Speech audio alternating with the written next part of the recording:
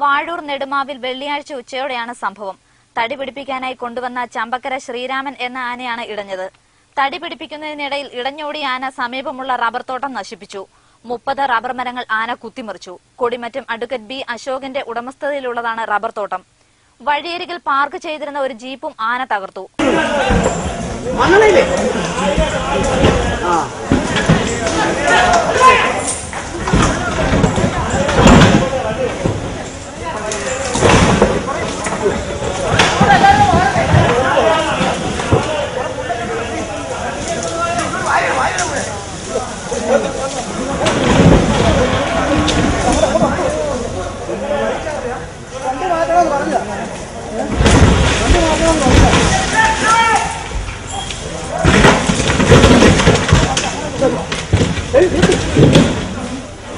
ആന ഇടഞ്ഞുതെറിഞ്ഞ് നൂറുകണക്കിന് ആളുകൾ സ്ഥലത്തെത്തി. കോട്ടയം എലഫന്റ് സ്ക്വാഡിലെ സാബൂസി ഐസക്കിന്റെ നേതൃത്വത്തിലുള്ള സംഘം മയക്കുവെടി വെച്ച് ആനയെ തളച്ചു.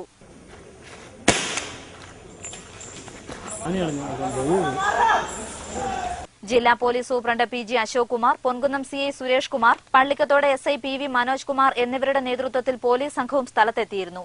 News bureau, Ponkunnam.